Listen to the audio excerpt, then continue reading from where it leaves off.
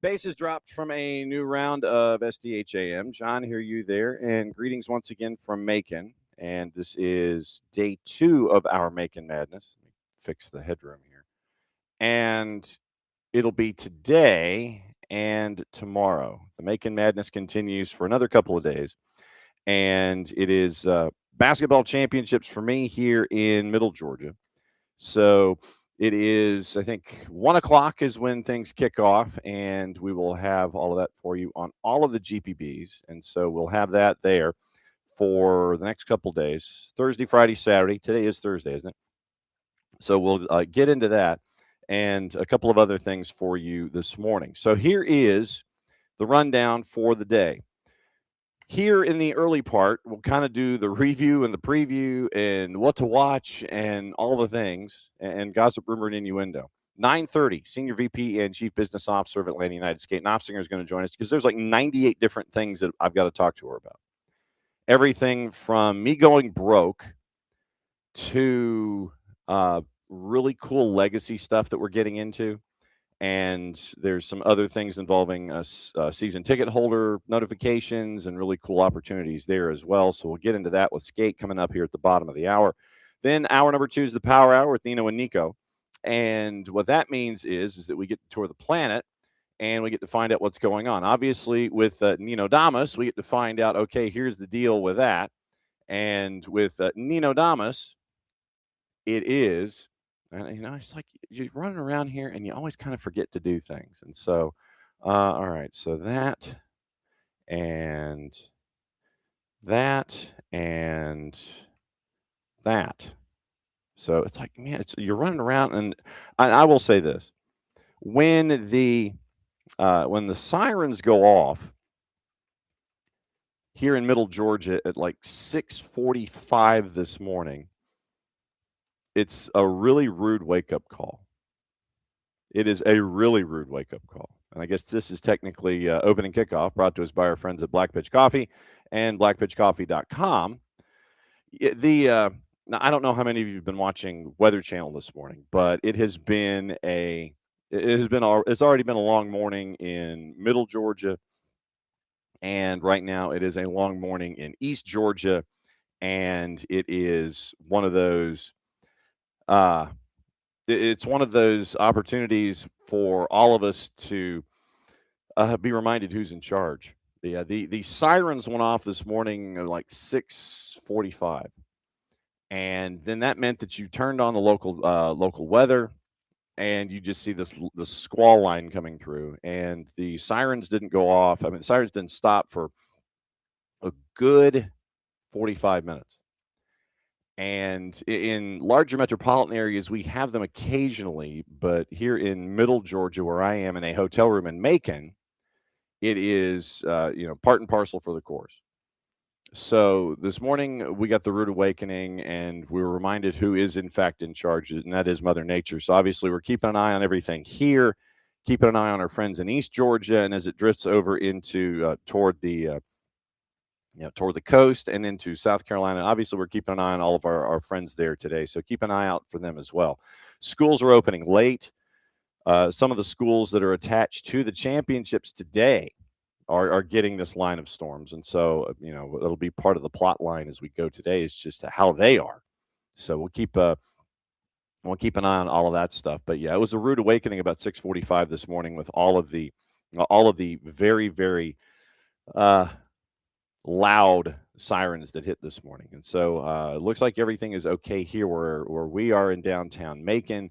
South of us toward Fort Valley and such, and also inland and toward Dublin. This is where things have been kind of drifting, and it's in Augusta right now. So obviously we're keeping an eye on everybody. So just keep everybody in your thoughts today here in the southeastern United States and also in the upper Midwest as well. So that's opening kickoff brought to us by our friends at Black Pitch Coffee and blackpitchcoffee.com.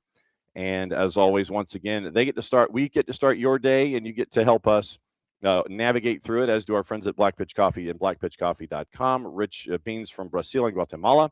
And you see them at our events, and you see them all around the city of Atlanta. So once again, thanks to our friends at Black Pitch Coffee for being partners with us here at SDH for opening kickoff. Okay, and Ricky, this is just temporary.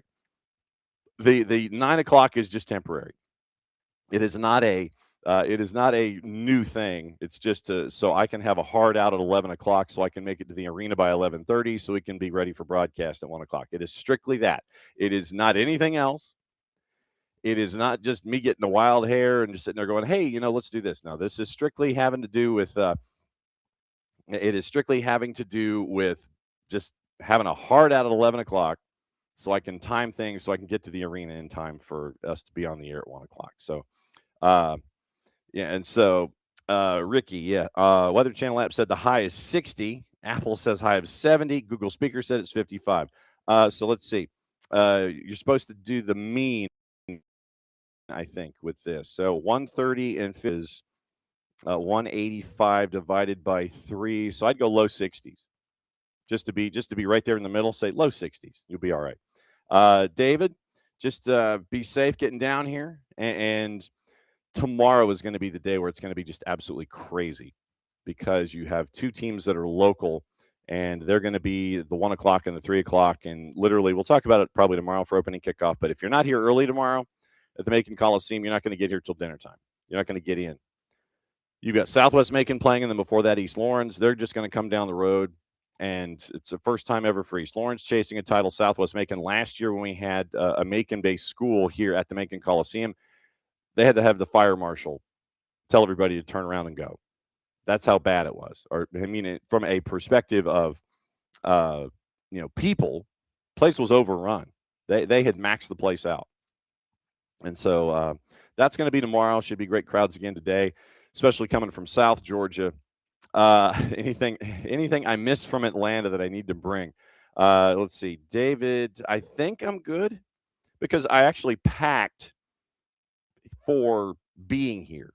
So the back of the Subaru was completely and totally just jammed with clothing and, food and all of that. So knowing that I wasn't going to be getting a lot of time to eat, I always end up eating while I'm here after the day is over. So I kind of packed for here as opposed to packing for just, hey, I'm going to show up here for 4 days. And, then on Sunday, we're going to stop and get barbecue on the way home. So that's the plan anyway. So that is the rundown. Morning, Abby. And, it's going to be an interesting couple of days. But day one is done. Day two is coming up here, and that's why we do the 9 o'clock today and tomorrow. Speaking of tomorrow, it is Dave Leno for Opposition Research. Actually, today, once again, it's going to be the Power Hour from 10 to 11 with Nino and Nico. Then Skate Noftsinger is going to join us at the bottom of the hour. There's a lot of stuff to talk about. Tomorrow, Opposition Research with Dave Leno, the play-by-play voice of Philadelphia Union. He is going to be joining us, I think, from the airport. And so Dave will discuss everything about Philadelphia, what he saw last week, what he's anticipating this week, because Philadelphia's in 3 matches in a week. What's it going to look like? How are they responding so far to this season? Not a whole lot of offense being seen from Philadelphia. So we'll get into that with Dave from the airport tomorrow. Then our friends from Apple are going to join us at they're going to join us at 10 o'clock, and it's going to be Jorge Perez Navarro, and we're going to catch up with him tomorrow at 10 o'clock. Jess Charman, who is supposed to join us today, is a little under the weather. We need her to save her pipes, so she's going to join us at 10:30 tomorrow. So tomorrow is Dave Leno, Jorge Perez Navarro from Apple, and Jessica Charman. She's going to join us at 10:30. So that's tomorrow. Today, all right. Let's get into what happened last night, and it is it started kind of wild and ended just north of crazy. Let's go backward. So last night and late last night, and I was up because of this. So San Diego FC and Toluca, they started late. So leg one of their match, David Vasquez has a brace. Anders Dreyer got his first goal. El Paratero got his first goal of international competition. Jesus Gallardo had given Toluca an early lead. He converts a penalty in the 16th minute. Toluca awarded a PK after Marcus Ingvardsson whistled for a dangerous kick in the penalty area and was shown straight red. So you have Ingvardsson getting a straight red. And his SofaScore rating, by the way, was a 3. That literally is the lowest rating I think I've ever seen from anybody on SofaScore, a 3. So Marcus Ingvardsson lasted 12 minutes. You had review, and you end up with a straight red for Ingvardsson, and so they're down to 10 men in the 16th minute. Gallardo gets a PK, and it's 1-0. Then David Vasquez scores 32 and 46 to make it 2-1. So San Diego's down a man. They even it up in the 32nd minute with David Vasquez. Then Vasquez scores again in the 46th. Dreyer scores in the 53rd. So down a man, San Diego is up 3-1. And then you end up with another penalty on a handball by Manu Dua. And Dua was shown a red after review, and the San Diego players were saying, it touched him more on the shoulder, but then you look at the replay from behind the net, and it kind of touched him about here. So San Diego ends up playing a handful of minutes. I think it was the 6 added, down to 9. And so they finished with 9 men on the day, and Toluca loses 3-2. San Diego, obviously, you're down a man, you're not going to have possession, so it didn't really matter. It was 2-1 in possession. And Toluca had an XG of 4.6. San Diego had an XG of 1.79, and they exceeded that, and they scored 3 goals. So Duran Free, and it was a young lineup for San Diego. Very, very young lineup for San Diego. And it was, you had Duran Free, you had, let me see if I can find the lineup numbers here. So David Vasquez, Luca Bombino assisted on 2 of the 3 goals. Amal Pellegrino got his first goal contribution in the Triple C. Duran Free, first international debut, first start in the Triple C, allowed first 2 goals of his professional career, first 3 saves of international career. Anibal Godoy missed because of yellow card accumulation, so you're going to get Anibal Godoy back, but you're not going to have Dua or Ingvardsson for the reverse leg. You had Osvaldo Schur had his San Diego debut when he came on as a sub in the 90th minute. Lewis Morgan made his Triple C debut. So it was nuts with this lineup that they had. So the lineup, very, very young for San Diego FC. It was Free in net. You had Bombino, Dua, McVeigh, and Verhoeven. Midfield, Valakari, Tverskov, and David Vasquez, Dreyer, Ingvardsson, and Pellegrino up top. And then you brought in for San Diego Ian Pilcher, Lewis Morgan, Osvaldo Schur, and Pedro Soma. Bryce Duke came in for a cup of coffee as well. And you had a referee in this particular matchup that I think lost the plot very early on. And it was a very, very difficult game, a difficult match for him to manage. And it showed as it went along. You had a lot of crowding. And I'm sure that if Bart had seen this match, he would have been not too happy. Walter Lopez from Nicaragua was the man in the middle last night, and he had a long night. So it was a long night for Walter Lopez, but it was a long night for San Diego that they do in fact survive. And you only had 7 cards issued, but once again, 2 of them were reds. Ingvardsson a straight red, Manu Dua a straight red, Lopez, Diaz, and Andres Pereira each got yellow cards. And then Bombino and Manu Dua had cautions. Manu Dua ends up getting the ejection 16 minutes later. So 7 cards on the night. And it was 20 shots, 5 on target, 10 fouls for Toluca, 8 shots for San Diego, 5 on target, 15 fouls, 25 fouls were called. And honestly, it could have been a lot more. It could have been or should have been a lot more. And you end up with San Diego getting the Duke in that match very, very early this morning, before the rain and the thunder and everything. So you had that one for San Diego, and then the other matches, it took a little while, but LAG ended up getting the win over Mount Pleasant. It was 3-0. It was 1-0 for a long time, and there were Raheem Edwards' early second half against JT Marcinkowski had the chance for an equalizer. And it was saved, trying to go 5-hole Marcinkowski squats and gets the save. And I think that was probably the closest chance Mount Pleasant had. And it ended up as a 3-0 final, and it took a little while. They had 2 goals late with Gabriel Peck, and so that was the final there. And then you had in the early match, Nashville and Messi and Friends, a goalless draw that seemed to have been celebrated very, very happily by Nashville. They were pretty happy about it.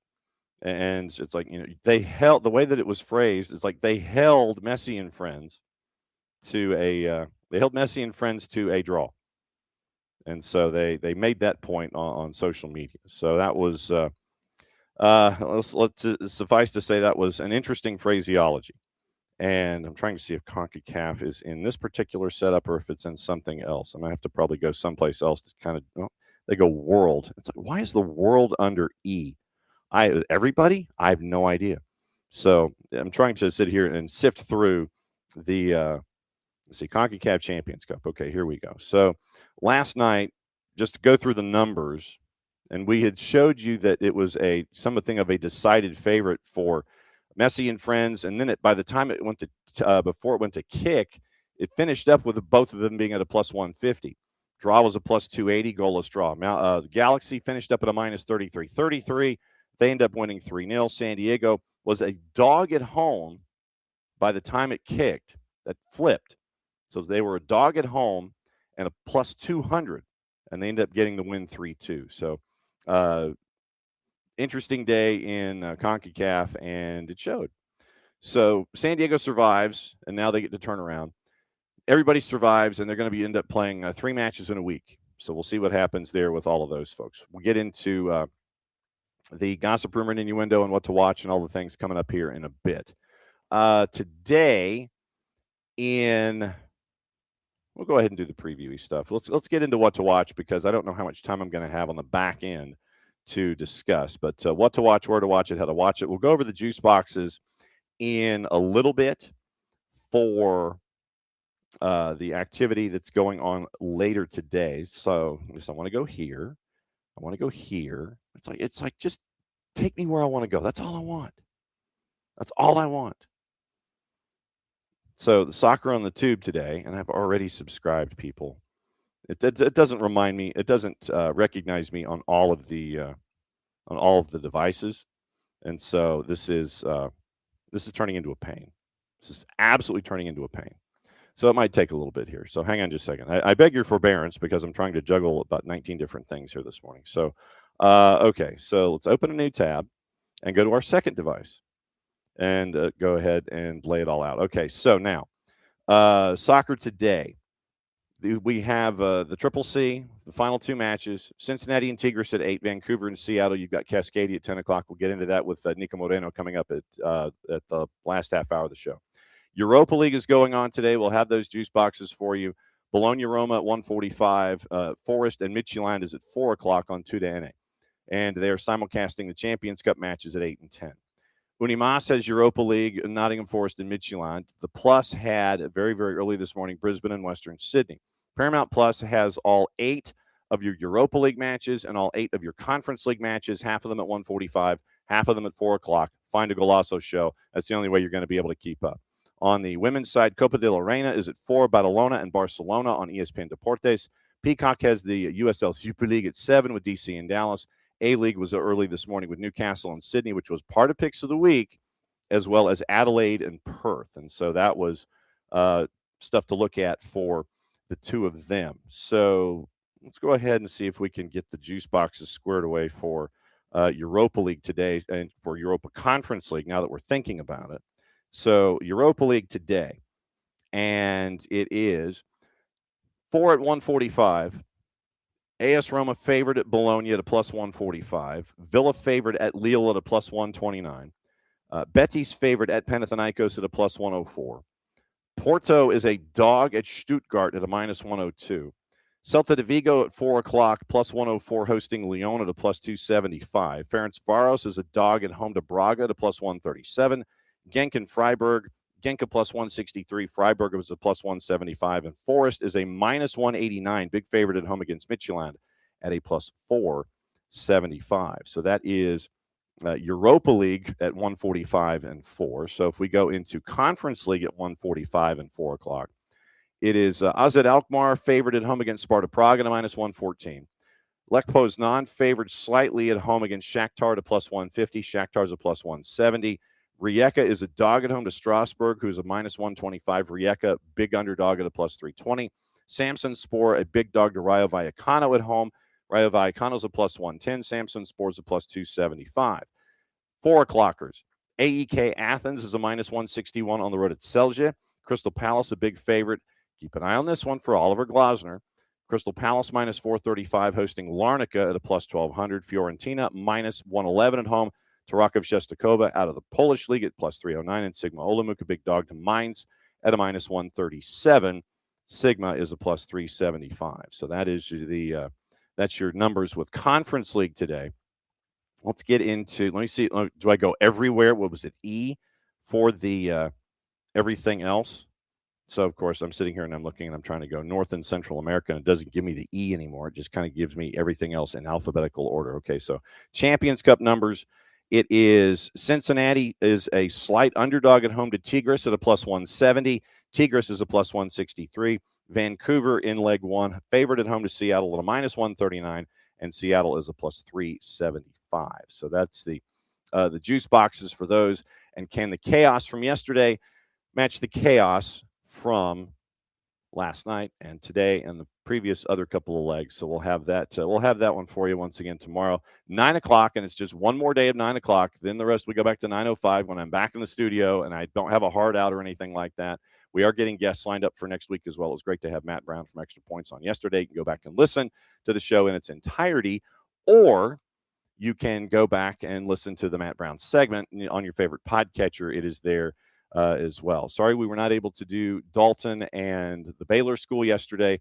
Jason's voice is shot at the moment, and he's trying to get over something that's been hitting him for like the last 48 hours. He is feeling better, and we are planning to have Calhoun and Gilmer on the network tomorrow, 5:30, 7:30 from Elijah. So Calhoun and Gilmer, boys and girls soccer on the network with Jason tomorrow, 5:30, 7:30, catching up with our friends up in Elijah at Gilmer in the program that the Bobcats are building, and going up against Calhoun and the Jackets. The Jackets doing really well in the polls on the boys' side, and we'll see how it boys and girls, Calhoun and Gilmer, 5:30 and 7:30 on the network tomorrow.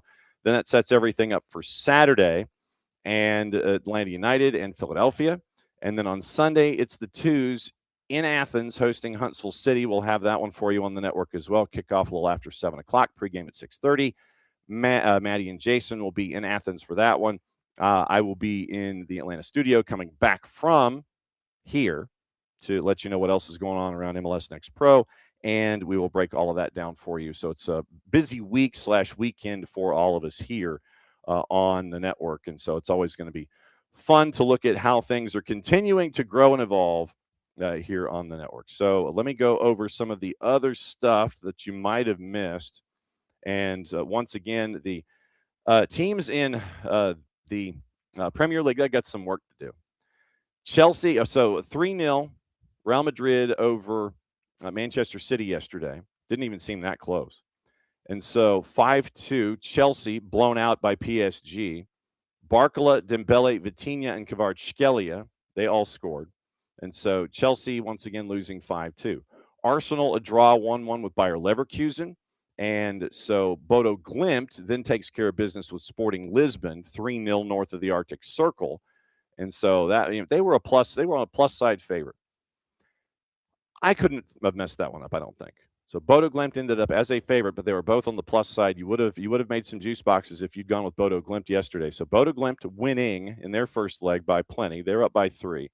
Arsenal drawn with Bayer Leverkusen. Chelsea down 3 to PSG. Manchester City down 3 to Real Madrid. So it's not looking good for the teams in the Premier League as they roll into legs number 2. Sorry. It's like Poets Laureate. So legs number 2 heading into the reverse side of things next week. We did not get to mention this. Orlando City, the purple team has made a change. Oscar Pareja and they have mutually agreed to part ways. This happened after the show yesterday, middle of the afternoon. If you only wanted to give Oscar Pareja 3 matches, then why did you start the season with it? And if you go back to the beginning of media days and such, we ran the tape, and we still have the tape of Oscar Pareja not happy at media day about what had not been done in the offseason to help reinforce the roster the way that Oscar would have liked. Honestly, I had thought that, and we talked about this earlier in the week, that Oscar Pareja, I thought that he might have just been dismissed and would have been told not to even get on the plane after losing 5-0 to NYC. Another topic that we'll get into with Niko Moreno coming up at 10:30. So Pareja is out. And right now, assistant coach Martin Perelman is going to take over on an interim, and we'll see what happens with the purple team. But Oscar Pareja out, and he has not been happy all season long, and it reinforced itself with what happened in the front office. Front office decides to dismiss Oscar Pareja after 3 matches here in the 2026 season. Alphonso Davies, a hamstring injury in Bayern's win over Atalanta. Luis Angel Malagon is gone for the World Cup. He ruptured his Achilles tendon in the Club America match. And you've got to keep an eye also on Marcel Ruiz for Toluca. So it could be 2 big blows for El Tri. You have Verratti possibly missing Italy's playoff campaign. You have a new consortium for Sheffield Wednesday with David Storch and his son and investor Tom Costin. Keep an eye on that, trying to figure out who the preferred bidder is going to be and whether or not they want to pay the £15 million to Defon Chansiri or start next season with a 15-point deduction. We'll keep an eye on that. Boca Juniors wants to expand the La Bombonera to 80,000, so it would be up to about a third. And so you keep an eye on all of those other newsmakery items, and you can do that by subscribing to the Morning Espresso newsletter, and you can get that going to soccerdownhere.beehive, beehive.com. Soccerdownhere.beehive, beehive.com. You can subscribe to the newsletter there. You get Jason's early thoughts on the day, and you get to find out what's on his mind and kind of take the tour of the planet and get you ready for today, which brings you into here. You can also, when Jason has a voice and is not fighting a cold, you can also listen on your favorite podcatching platforms and also catch it on our YouTube channel. So however you wish to digest the Morning Espresso from our friends at Oglethorpe University, presenting sponsor for that, you can subscribe, get the newsletter, read the newsletter, listen to it, watch it, or do all 3, just to make sure that you don't miss anything. You get all 3 figured out, and you can sit there and go, okay, I like the newsletter. I'm going to read the newsletter. Did I miss anything from how it was intonated? Hey, I'm going to listen to what he had to say. Hey, wait a second. Let me see what his facial expression was, and I'm going to watch it. So you have 3 different versions for the Morning Espresso newsletter and different ways to consume the early part of the day to get you into us, to get you into the rest of the day. You can also go to grady-baby.com, get our Soccer is Just Better in Atlanta line. And it is in the red and the black with the gold embossed lettering, and that helps out middle school soccer programs attached to the Atlanta Public School System. You can get our scarf at the Marshall Islands Soccer Federation store. I've got them. I got plenty. Reach out to me. Give them as gifts. You're helping keep the lights on with the Marshall Islands Soccer Federation. They're going to be coming on with us in the next month or so. They have big plans for 27, and we'll get into that with them. But Maddie modeling the Marshall Islands scarf. You can get the rest of the gear in England and have it shipped. You get the scarf from me, and I can ship it, and it'll get to you pretty quick. We've also got, once again, we mentioned Fanatis, we mentioned Grady Baby, we mentioned you can get the Olive and York jersey, I believe, still from our friends at Kaiser Permanente on the front. Go to Olive and York, and that helps out Soccer for Good. Don't forget, if you haven't subscribed on the Chant app for 2026, you have to re-up. But that $10 helps out our Soccer for Good campaign in 26 as well.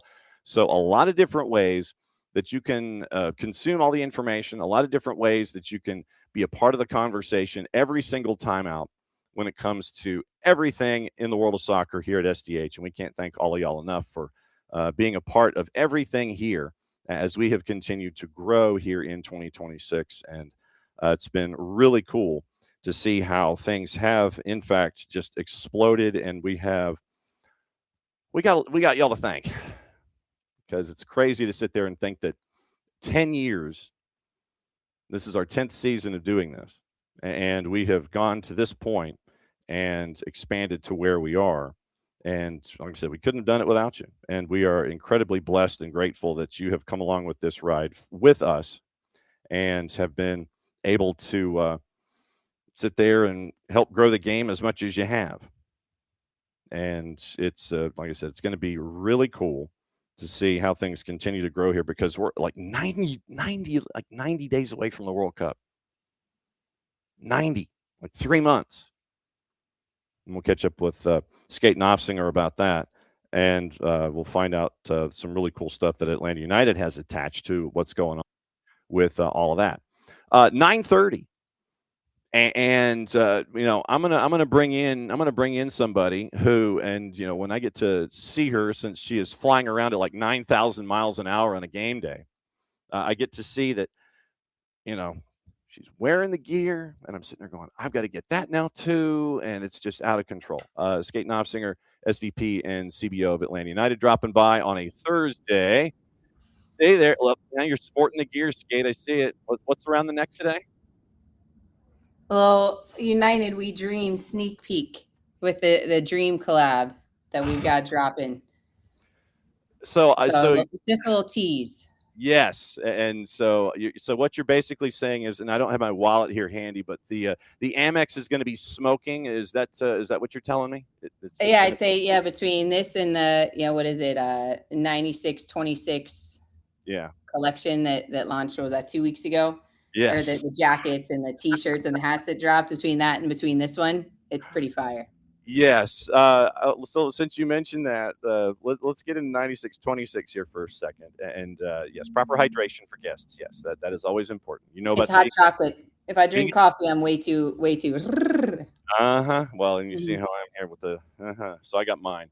96-26. Full disclosure, I stood in line at the last game day, and there was a line of folks before you, just as the gates open. There's a line of folks at the team store at Mercedes-Benz trying to get the 96-26 gear, and specifically the quarter zip.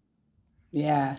I have not seen a vibe or a rush for a line of clothing like this. I mean, what Atlanta United has done when it comes to all of the clothing and the merchandising and marketing, fantastic. And trust me, I should have my own closet with just Atlanta United stuff.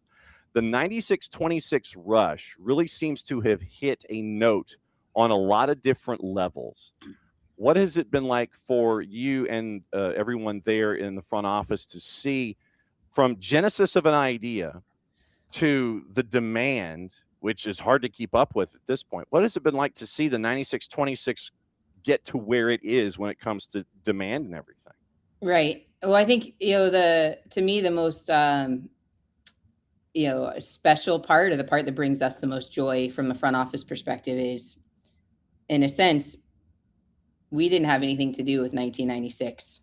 We were kids that were inspired by seeing a Dominique Dawes, or, by watching the events. Like, that was, we were, most of the folks around here some weren't even born yet. And others of us, those are the moments that really kind of changed our lives. And so to be, in Atlanta now, 30 years later, and to be able to celebrate that moment, that's an iconic moment for the city of Atlanta that, changed its trajectory for the next 30 years. And now to be able to play a part, bringing back Atlanta on the world stage with the World Cup this summer. I hope that all of us, you, me, anybody else that's just, playing a part in this, that, 30 years from now, somebody's going to look back and celebrate this year the way that we're celebrating 96, because it's those moments, those big moments of inspiration that really drive us all forward. And in a time when life is pretty hard, whether it's on the field or just in the world, being able to lean into those moments of inspiration, that's what we have to do to propel ourselves forward and to find the joy every day. And so the spirit of 96, when we knew we were onto something with the jersey, and the team came up with an idea of the throwback, kind of collection to accent it. And I remember when I saw it, I was like down to, there's a kid's onesie, like a little kid onesie that I saw. And I just said, every single piece in this collection is first class. And I was looking at my phone. I had a text on match day where I walked by the team store and I saw that line snaked back and forth. And I was like, how do we get more people into the store? And they're like, Skate, we can't. It's packed. Mm-hmm. And they were like, and we're already out of the jacket. Mm-hmm.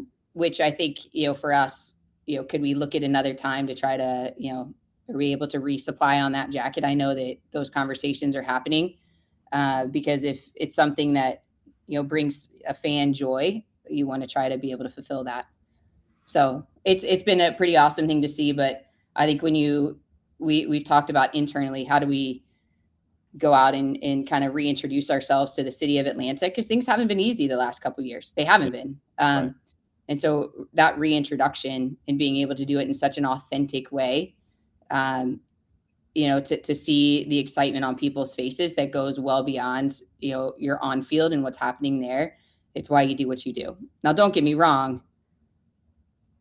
Would I like to see more wins than jackets? Absolutely. Mm-hmm. So right there with you.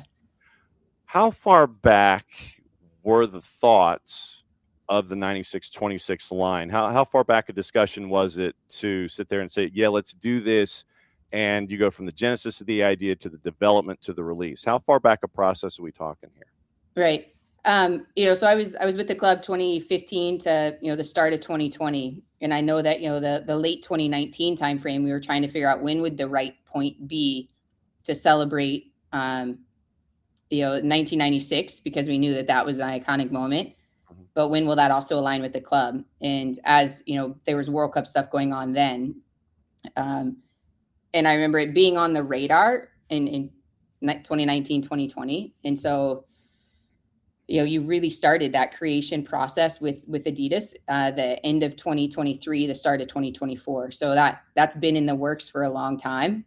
And, people think you can snap your fingers or, just take a month or two and create a jersey. But when you really need to put like all the thought in, there's so many different details that go into it. The process does take a very, very long time. So it's been in the works for quite a few years. Yeah, and that was why I was asking, because of it's not just something where you snap your fingers and you sit there and go, okay, yeah, that'll work. And, right. Nothing, obviously right. Your first thought might be your best thought, but the development of the whole thing, you got to sit there and say, yes, this works. This accent works here. This works here. And this works here. But yeah, that's why I was curious as to how far back the whole development process was to where everything just hit every note correctly and that everyone on all ends were satisfied with the end results. Right. It was getting the cream right on the jersey. It was getting the little details within the, the ribbon. It was getting all of those little details, took some fine tuning. But the jacket too, that quarter zip, and I actually think the 96-26 t-shirt and hat are, they almost got overshadowed by the quarter zip, mm-hmm. but they're fire too. A funny story around here, I thought the quarter zip jacket launched on it was a Tuesday and I wore it. And then somebody's like, Skate, look at you wearing something that hasn't launched yet. And I was, oops. And then, so I thought it launched the next day. And maybe I need to turn my listening ears on a little bit better. And they're like, Skate, it still hasn't launched yet. So I literally wore it every day. And today is the first day I haven't worn it. But then you bust out the scarf, which we'll talk about at the end of things, because we gotta get into that, as we go.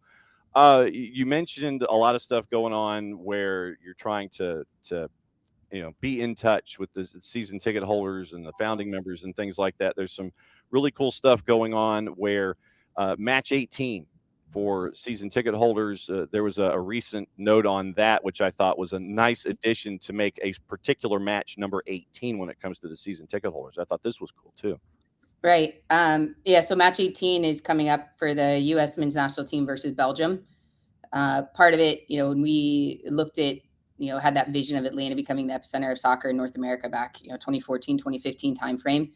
And here we are in a World Cup year, and there's not a city in North America with more soccer than Atlanta.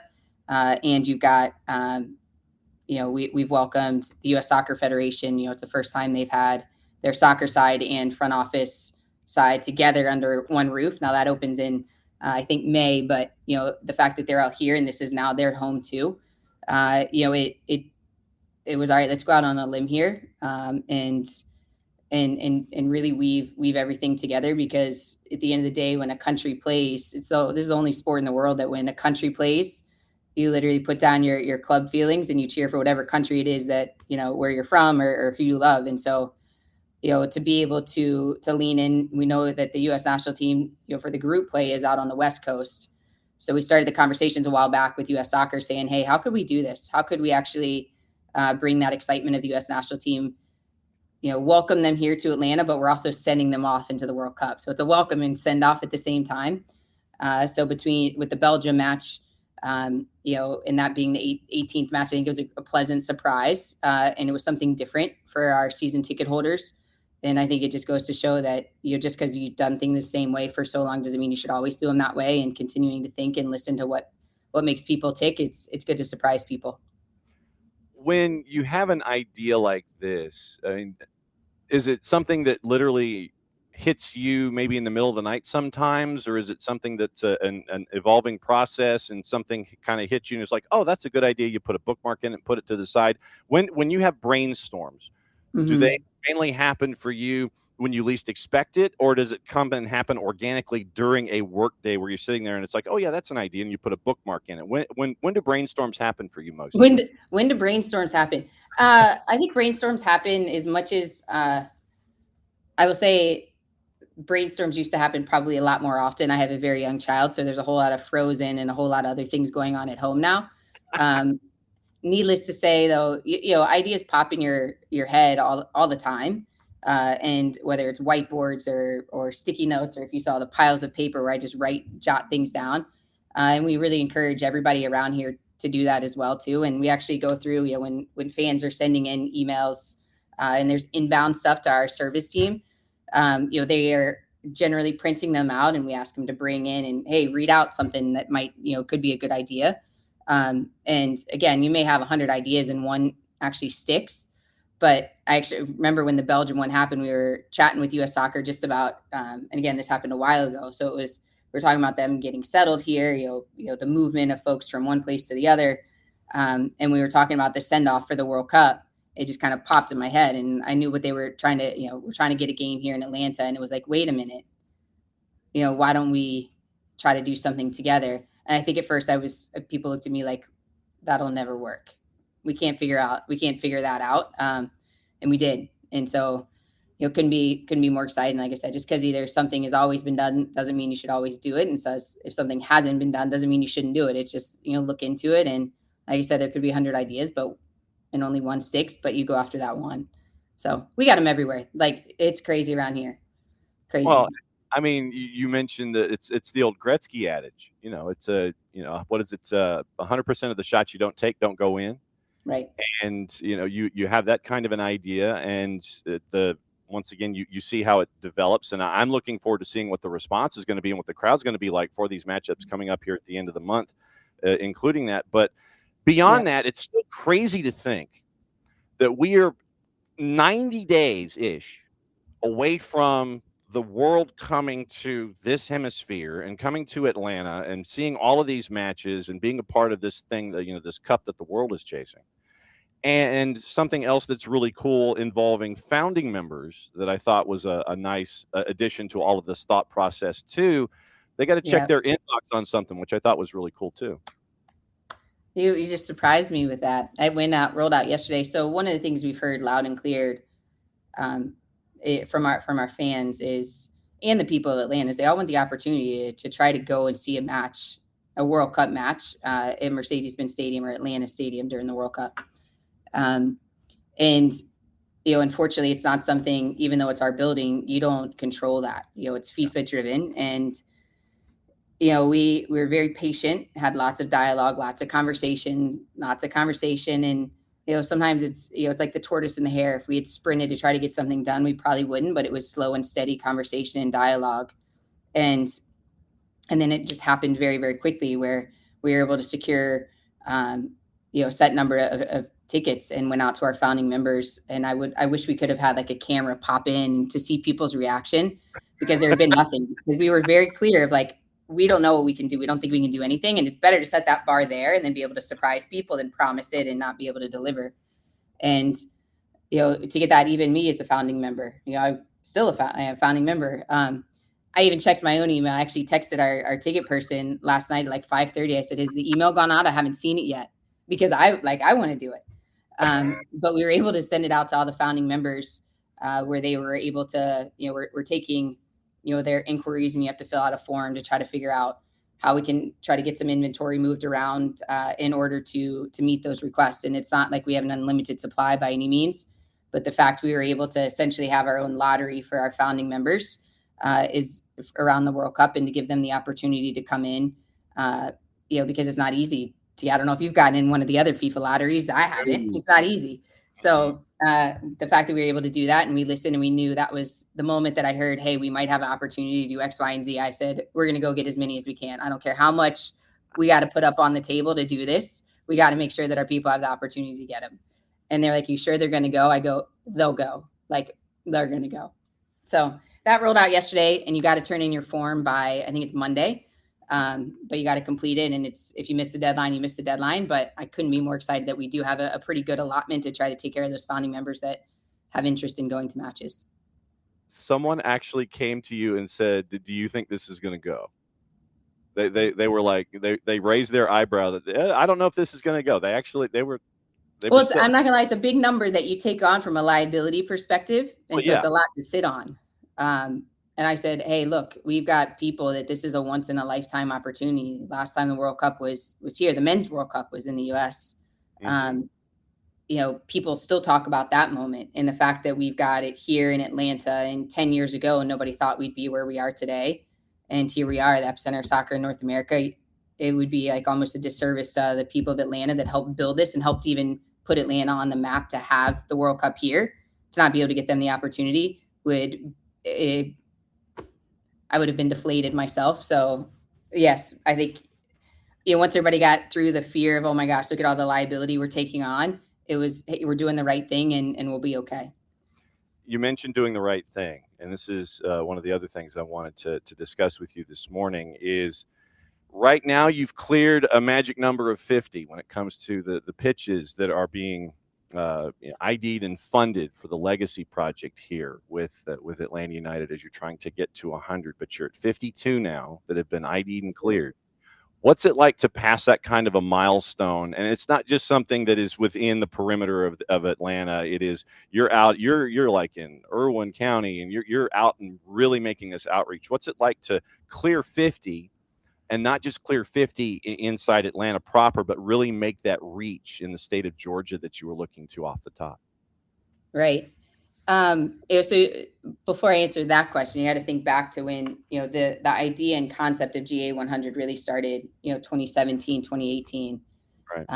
And it was this idea of how can we make soccer more accessible, inclusive, and transformative for communities across Georgia. And it's not just build a pitch and hope people show up. It's, you need to find the right partners and build pitches in the right places, so that then they can be programmed regularly. But whether it's youth, adults, et cetera, can get to those pitches, they've got to be in a place that people can get to. And so when it launched in 2020, you had this, big audacious goal of doing 100 pitches across the state of Georgia. And again, like what you said, it's not just about the city of Atlanta. It's about the whole state of Georgia. And to be able to reach 52, and it's nice that it's not actually 50, that it's 52, because you're like, all right, we've kind of gotten to the peak, and now you gotta finish the mountain here. And so we know that we've still got a ways to go, but knowing that I think it's around $4.8 million that's been invested into these pitches across Georgia. And right now there's 12 that are in development across the state. It's more important than ever, for the growth of soccer. It's not, soccer isn't just played in our stadium on match day or at our training ground. It needs to be played anywhere and everywhere, because anytime somebody gets that little tiny ball and you forget about what's happening in your everyday life, your life can change. And whether you're watching some kid find joy or an adult find joy in playing, or you're the person out there playing themselves, it has a positive impact on people's lives. And so the GA 100 program really is our way of leaning into the community and making sure that the entire ecosystem is impacted by the game. And this year alone, the new $1+ million, it's like I said, it's not just Atlanta. It is Cedartown. Right. It is Rome and Somerville with help from your friends at Atrium. It is Gwinnett County. Obviously, we know what Gwinnett County is, one of the largest, fastest growing counties in the country. Right. Statesville, which puts you in Valdosta, which is South Georgia. That is Region 160. Yep. That is a growing footprint right there in Valdosta, because if you're introducing through GA 100, you're getting to introduce that to the Wintersville Classic. And we talked about that with the 4 high school coaches that were down there a couple weeks ago on our midweek show. Right. We talked to the boys and girls coaches for both Valdosta and Lowndes. And so we know what it means on American football. It's getting to that point now when it comes to soccer, and now you get to add that component with part of the GA 100 project. It's Tequila and Duluth, and it's Lawrenceville, and I mean, we've seen all the other places. For me, as someone who has seen the American football version and knows the smaller towns in the state of Georgia, to see Atlanta United make that same kind of outreach, for me, it hits a special note, because I know what sports mean in those smaller towns. And for Atlanta United to jump in on something like that, I just think that adds to a cool factor to a lot of this and the growth of the game that you're talking about with legacy projects. Yeah, no, good to hear. And I think I wish we could build 100 right away. And I wish we could, suddenly hit 100 in the next year. But finding the right partners, again, that will lean in and program them. So again, it's not just a pitch that's collecting dust. You want to have kids playing on there, and you want them to be accessible.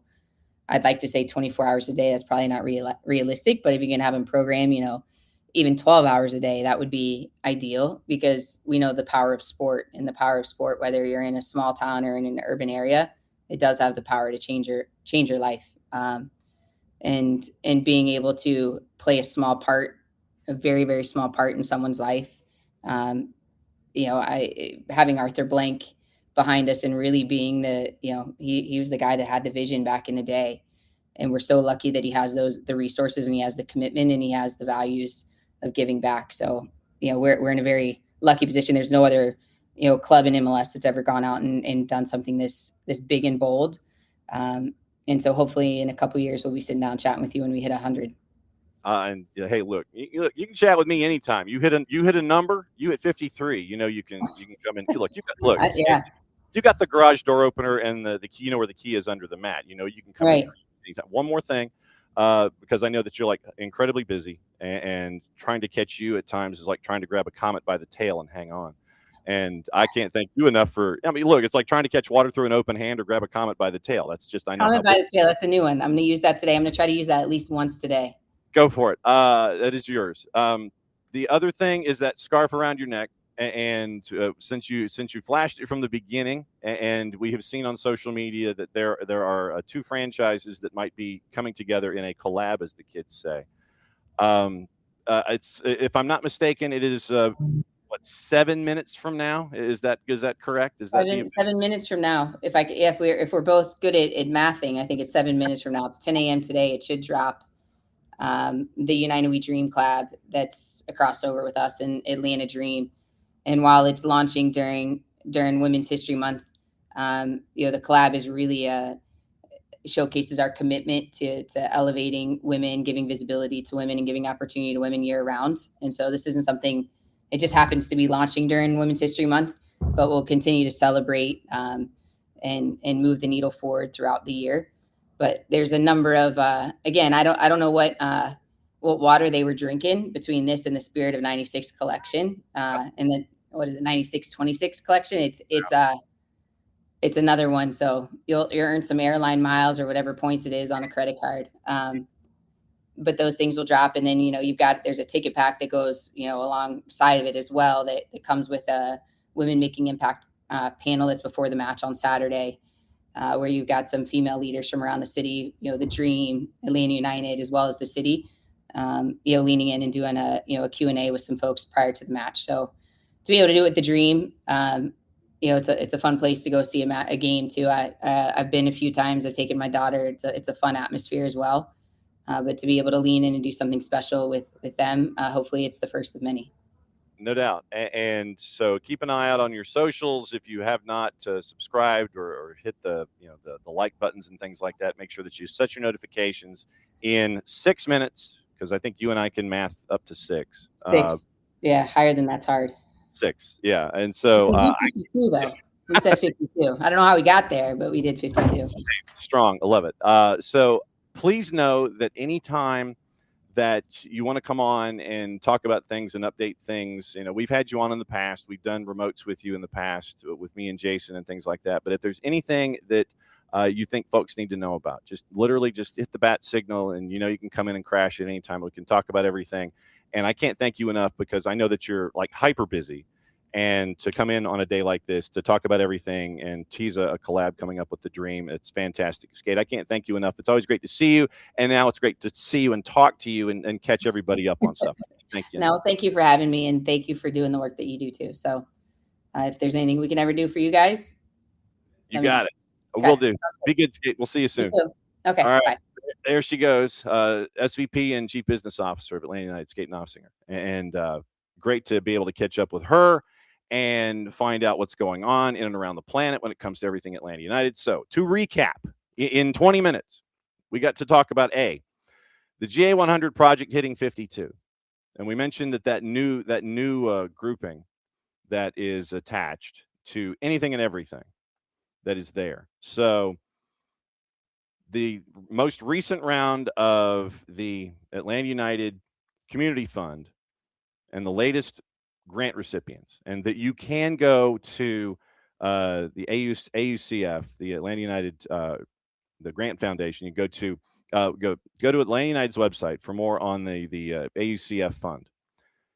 AtlantaUnited.com. Here, let me do this. I'm going to do it this way. I'm going to enter the chat, and then it gives me a chance to say hi to everybody before 10 o'clock, Abby. 10 o'clock in like 4 minutes. 4 minutes is when this collab comes, so be ready.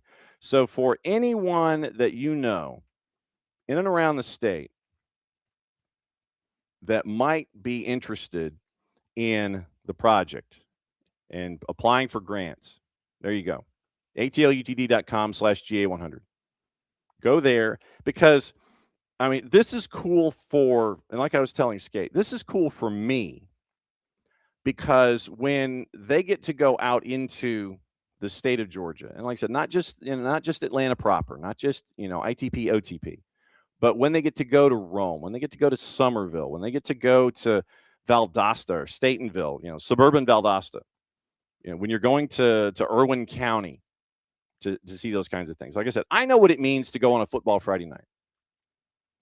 Through SDH, I'm getting to see when it means something on an FUTBOL Friday night.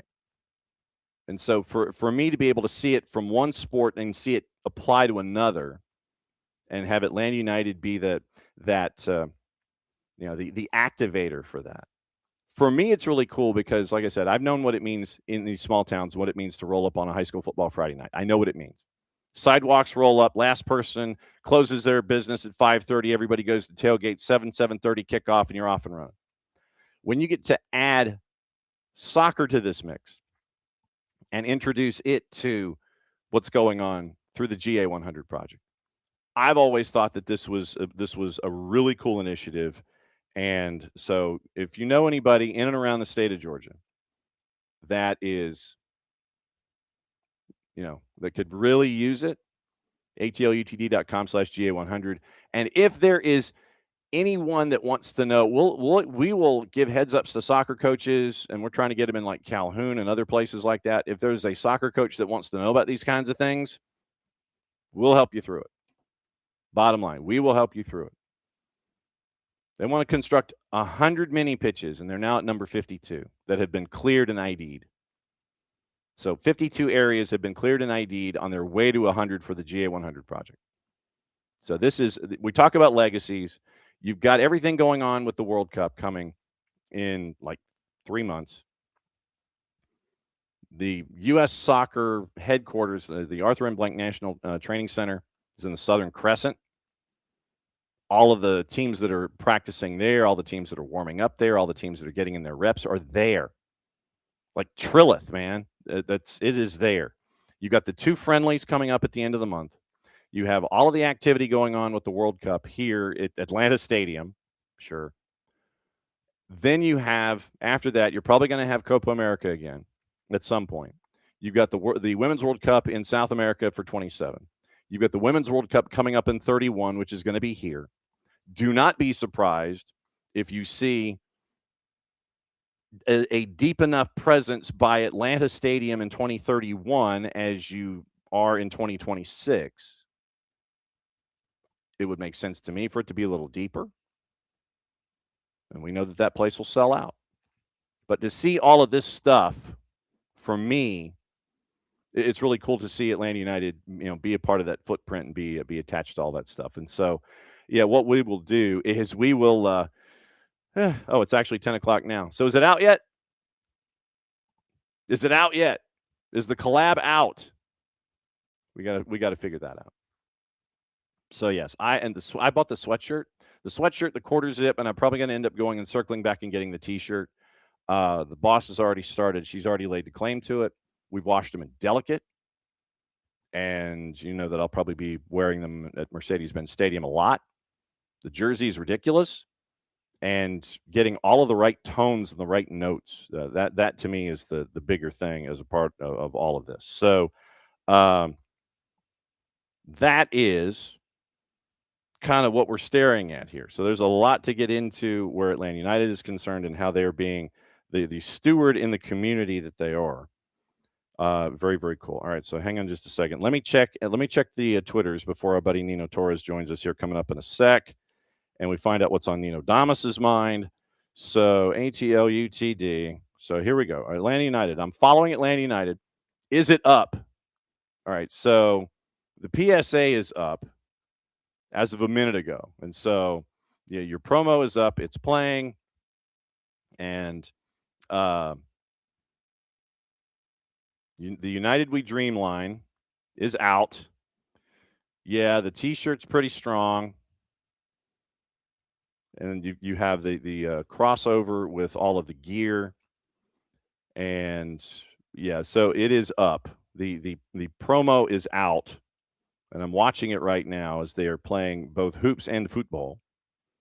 And they're wearing all of the stuff. And so, yeah, the boss is probably going to take full part in it. Yeah, the United We Dream stuff is out and running, and my wallet is in trouble. So there you go. Yeah, the United We Dream is out. It is out. Officially out. At least it is. Now we just have to figure out where can we get it. So can we get it at so if we go Fanatics, or it might be like Atlanta Dream or something like that. So Atlanta United. So is the Atlanta United material? Yes. Okay. And the United We Dream stuff is out. You have the T-shirt, the sweatshirt, and the mesh T-shirt. Those are out on Fanatics right now. So, and me, I'm probably going to end up getting the T-shirt and the scarf, and the boss will end up wearing it. So, yes, the scarves we got to keep an eye on. But, yes, the stuff is out. David, it'll be good to see you in Macon tonight. Just be careful. So that's your rundown. So good morning, Ricky. Morning, David. Morning, Abby. And good morning to all of you who are hanging out with us this morning. And so David is getting ready for St. Pius and their activity later tonight. So that is the conversation that we got to have with Sarah Kate Noftsinger, the SVP and Chief Business Officer for Atlanta United. It was great to kind of pull back the curtain a little bit on that. And I can't thank her, and I can't thank Chris Winkler and Communications enough for helping that roll down and be a part of all of that conversation. No, it's not. And it is not cheap. It is not. Valverde just scored again. No, it is not. No, but that is kind of how it's the fabrics that we see these days. T-shirts usually are in the neighborhood. The thicker the T-shirt, you're getting into the 35, 40, 45, 50, and so on. So that is definitely going to be the higher end material that you're going to be seeing. And so I'm also going to be keeping an eye out for the scarf. And I will not be at Mercedes-Benz this weekend, but in coming weeks, I'm probably going to be getting the United We Dream stuff, and that will be added to the wardrobe, and the boss will wear it, and she'll wear it proudly, and it will be definitely added as we go. So that's hour number one. And so in hour number one, we got to catch everybody up on everything Atlanta United and what's going on off the pitch and on. And it is one of those. What is goodness gracious is this? Nation. Okay, so if anybody knows binary, then go to the CONCACAF Nations League Twitter. They have posted a lot of binary numbers, and I have forgotten how my binary works. So if anybody can translate binary, that would be great.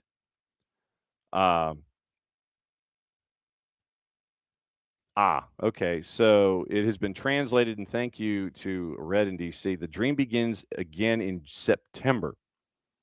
In ASCII coding, Nations League is promoting themselves by talking in binary code. Quick note on Cincinnati from our friend Laurel Failer.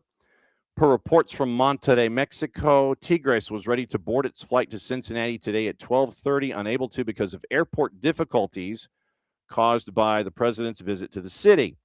They will leave at 10 a.m. this morning for their Champions Cup match with Cincinnati kicking off at 8. Okay. So keep an eye on your juice boxes on that one. Keep an eye on your juice boxes on that one. And we will, yeah, I'm going to keep an eye on that one. Definitely keep an eye on that one. So we'll see if the numbers flip and or switch in any manner, way, shape, or form. But as of right now, Tigres is flying in the day of. They are flying in the day of to take on FC Cincinnati. Once again, your update. Laurel Failer said that they were starting. They wanted to leave 12:30, 11 hours ago. From Monterrey, Mexico, Tigres was ready to board its flight to Cincinnati today at 12:30, unable to because of airport difficulties caused by the president's visit to the city. They will leave at 10 o'clock tomorrow. So in theory, 7 minutes ago, they were set to leave Monterrey, Mexico for the Champions Cup match with FC Cincinnati kicking off at 8. So keep an eye on that matchup. Jeez. And so now the press release is out for the United We Dream. Limited collection, 3 thoughtfully designed pieces through round 21. And so Skate is quoted, and she mentions basically the Women's History Month, important to celebrate the impact of women, the commitment to creating opportunity and visibility extending far beyond a single month. United We Dream represents that year-round commitment, inviting Atlantans and sports fans everywhere to join us in it. And then a quote from Morgan Shaw Parker, COO of the Dream. Collaboration with Atlanta United in round 21 about more than apparel, about visibility, alignment, and continuing to push the game forward together. United We Dream represents what's possible when organizations come together with shared values and a shared commitment to equity, end quote. So it's going to launch 8 minutes ago, and it's going to be at Team Stores, Atlantic Station, and Mercedes-Benz, as well as online, MLS Store, and ATL Dream Shop. So that is the rundown of the United We Dream collection. You have been summarily warned. Apparently, and this is from Offside and our friends at One Football. We had talked about this a little bit in the rumor section. Messi and friends are opening talks with Bernardo Silva, and Benfica is also in line, according to Glorioso 1904. Expected to begin talks soon. Any offer could be in line with his current salary in England, which we had said was 7 or 8 million euro. Only a few months from the end of his contract, Benfica and Juve are also interested. Valued at 27 million euro, 39 appearances, 29 Premier League, 7 Champions League, 1 FA Cup, 2 in league at 2,852 minutes, 2 goals, and 5 assists. So that is Bernardo Silva being looked at by Messi and friends. Now, let's get you into gossip and rumor and innuendo. Once again, our buddy Niko Moreno joining us, bottom of the hour. So getting into all of that particular gossip with Valverde getting the hat trick. If you missed it yesterday, Valverde's hat trick was part of the win over Manchester City. NWSL is back this weekend. We'll be catching up with Jen Hildreth, I think, next week, if I'm not mistaken. Actually, 2 weeks, because she is in tournament play for women's hoops. So she is locked in. So we're catching up with her in 2 weeks when it comes to all of the activity going on in the NWSL and in the women's basketball tournament. Arsenal considering an offer to sign Tino Livramento this summer, according to the Telegraph. This has been a continuing storyline. Manchester City is also interested. Now Arsenal is. Livramento has a contract till 28, claimed that talks over an extension have been shelved. Newcastle want the England international to stay. Arsenal are keen. Manchester City linked with a move to cost around £60 million. Serious possibility that Christian Romero could leave Spurs in the coming months, according to Fabrizio Romano. Number of top clubs have reportedly been calling about a transfer. Uncertainty continues over his long-term future, especially with them in a relegation battle. Argentina World Cup winner, under contract through 29, mind you. But remember, once again, the exit could raise some funds, which is what they're really needing. Arsenal have held initial talks with RB Leipzig over a possible deal for defender Castello Luqueba, according to L'Equipe. Reports suggest the Gunners are one of several teams looking at the France center back. Bayern Munich also in the picture. Under contract through 29. Bundesliga club has him valued at €60 million. Juve, AC Milan have joined a number of clubs in the race for Robert Lewandowski, according to Calcio Mercato, set to become a free agent this summer at the age of 37. 115 goals plus 23 for the Blaugrana in 181 appearances since joining from Bayern Munich. No sign of a renewal in sight. Teams are circling. Bayern Munich keen to hang on to Michael Olise this summer, despite reports linking him to a transfer to Liverpool, according to Fabrizio Romano. And Bayern Munich are downplaying the exit. Liverpool likely to push for a winger. Olise may not be available. Joined Bayern in 24, and he has 15 plus 26 in all comps. Manchester United stepping up their interest in Mateus Fernandes from West Ham. Transfer would cost around £60 million, according to Ekrem Konur. Joshua Zirkzee eyeing a possible exit from United in the summer window. Clubs in the Serie A are interested. 3-letter paper. Take the information at your own peril. Liverpool have added Real Madrid defender Dean Huijsen to their shortlist, having missed out on signing him last summer when he was at Bournemouth. Once again, Konur. West Ham want to make their loan move for Axel Disasi permanent from Chelsea in the summer if they stay in the Premier League. 4-letter paper. Stuttgart youngster Finn Jeltsch is attracting interest from Arsenal, Liverpool, and Bayern Munich. Arsenal preparing offers for Leon Goretzka from Bayern and Dortmund's Julian Brandt, with the midfield pair set to become free agents at the end of the season. Spurs keen on signing Andy Robertson as a free if he leaves Liverpool, having missed out on him landing in January. Of course, all of that depends on whether or not they're still in the Premier League. Juve want to sign Marco Senesi as a free agent from Bournemouth this summer. That's from Gazzetta dello Sport. And Napoli are set to enter talks with Scott McTominay's agent over a new contract. Just make sure that tomatoes are all involved, because having real tomatoes, if you ask Scott McTominay, having real tomatoes as a part of his food resurgence has been a part of his resurgence, believe it or not. That has been the crazy part in all of this. It's like, yeah, man, look, fresh tomatoes to me, eating a real tomato, that has been the absolute difference, or a difference. So we'll see, but I'm not too sure that that somebody is going to want to leave Napoli. So I'm sure that McTominay, he's going to end up signing a new deal, and I think that he'll be there for a while. News out of Foxborough, since we were discussing the cup that the world is chasing after. Anthony Oliveri from the 4-letter. Foxborough, the Kraft Group, and the host committee have agreed to terms that will allow for the approval of the license. Remember, there was an $8 million discrepancy that the city was like, nope, we're not doing it. We're not paying it. And so that turned into a staring contest. You figured it was eventually going to be done. I had the feeling that the Crafts were going to be in this discussion gradually. But you now have this license that is now, the funding has been put forth for the license, and so now everything is going to go as planned in a perfect world in Foxborough. Town refused to spend taxpayer money on a promise that it would be reimbursed by federal funds that have been delayed. And this is 9 figures worth of federal funds that have been delayed. to all of the venues and everyone who is going to be active in this tournament in 3 months' time.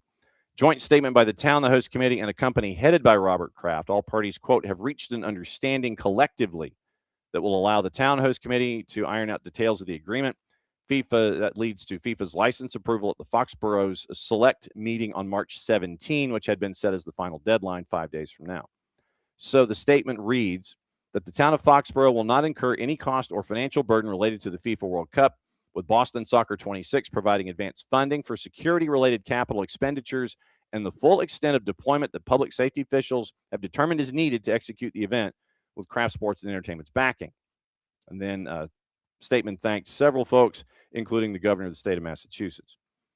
Once again, Foxborough was like, no, we're not. The shortfall is here, and until the money's in, we're not budgeting, we're not paying for it. And so 5 days to go before this meeting, which was the final deadline set forth by the city, looks like everything's going to be squared away. Host committee lawyer Gary Ronan, quote, if you don't get paid, you can terminate the license. The next soccer game doesn't happen, end quote. Board members immediately challenged the host committee over the purchase of security materials and a deadline for them to be in place. March 6, board chair Bill Yukna released a statement making clear no agreement had been reached. And then board emailed a second statement on the 6th to the 4 letters saying it was shocked and dismayed about statements made to the media by the Kraft Group and other event organizers suggesting an agreement with the town was reached. That was back on the 6th. So basically a week ago, they were like, no, there's been no agreement reached. And then you have the Kraft Group coming out with other statements, town manager being asked for clarifications. And so you end up March 5, the organizers sending a letter to the town that committed to paying public safety costs 2 business days after receiving an invoice. Also said that the host committee had $2 million in an account expected to receive at least $30 million more. Kraft Sports and Entertainment offered to backstop the funding if needed, according to written documentation. And so their first game is supposed to be Scotland and Haiti on June 13. And so that looks like those stumbling blocks have all been cleared, and you're getting everything there in Foxborough that was supposed to be in Foxborough. And so obviously keep an eye out for all of that once again going forward. And so that city and all of those conversations, those have gone by the wayside, and it looks like everything in Foxborough is going to be in Foxborough. So there you go. Also, no, I'm not trying to get to that. Fine. All right. So checking to see what else this morning. Oh, yes, because we had mentioned Spurs. I want to go here and have a couple of conversations. So Spurs, we've mentioned that Igor Tudor is set to deliver the press conference on Friday morning, our time. And it's the preparations for Liverpool. So as of right now, he is set to give that press conference. And now you got a couple of different things that have come forward. One of them involving Harry. And yes, that Harry, Redknapp. He has revealed that Daniel Levy would have brought him back to the club rather than appointing Igor Tudor. I'll read the story, and we'll circle back to the top. So once again, we went through where they are in the relegation fight right now. So in a conversation with TalkSport, Harry Redknapp was asked if he would have returned to the club that he managed from 08 to 12. Quote, I got a phone call last week from Daniel, funnily enough. I think I spoke to him once since I left all that time ago, and I was in the car last week, and suddenly the phone goes, it's Daniel Levy. And he did say to me, if I was there now, and I'm not just saying it, I would bring you back until the end of the season, Harry, so it would have been interesting. I was going to say, so if he was there, he would have brought back Harry Redknapp. Sure. But he's not. Maybe it was just a chance for Daniel Levy to wax poetic for a couple of minutes. Then from there, going to Footmercato. Footmercato.net. And this comes from the London Express. Take the information as you wish. So according to Footmercato,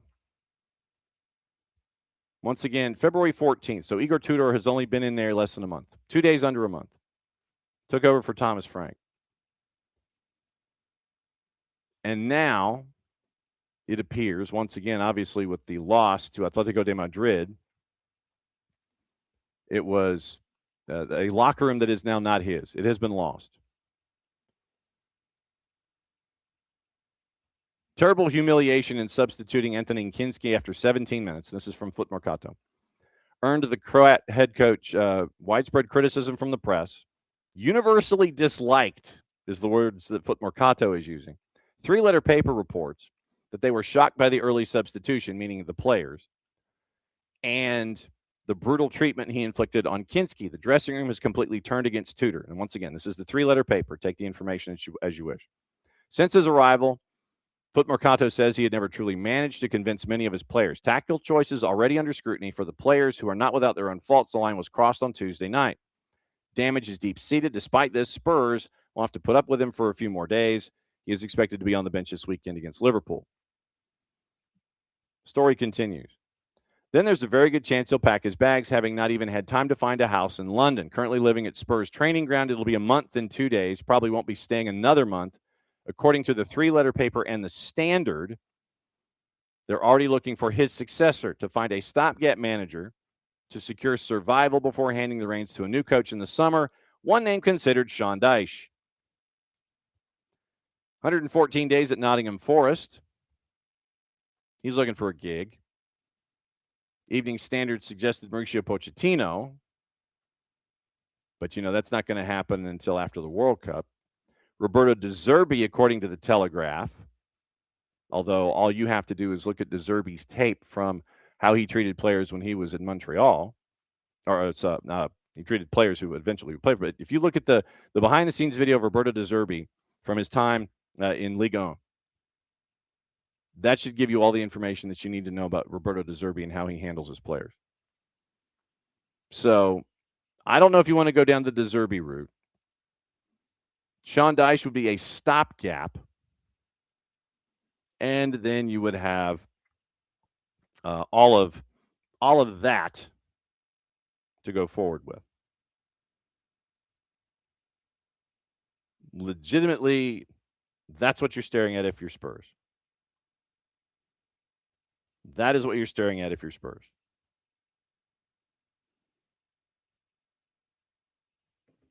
And if you're a Spurs fan right now, I apologize.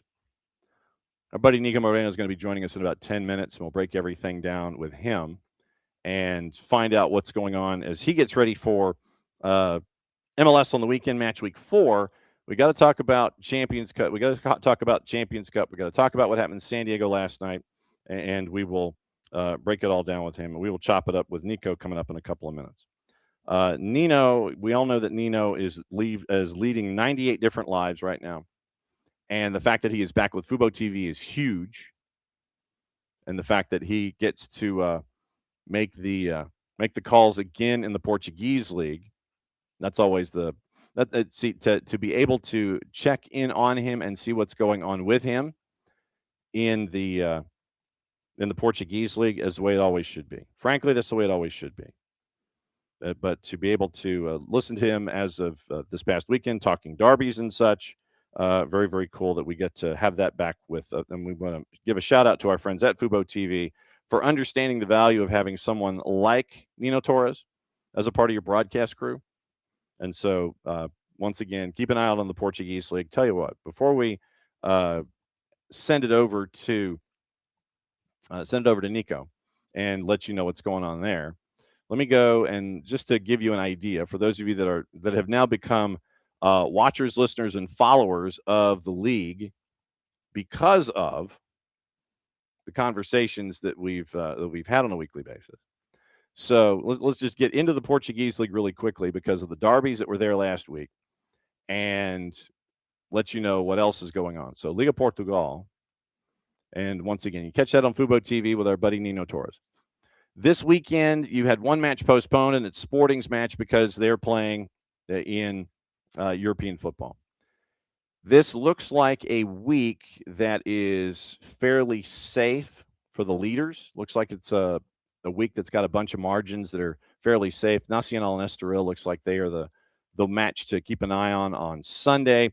But right now, Porto, once again, 4 points clear. Everybody on the same page. Porto has only lost once, but the difference is Sporting has drawn 5 times compared to Porto's 3.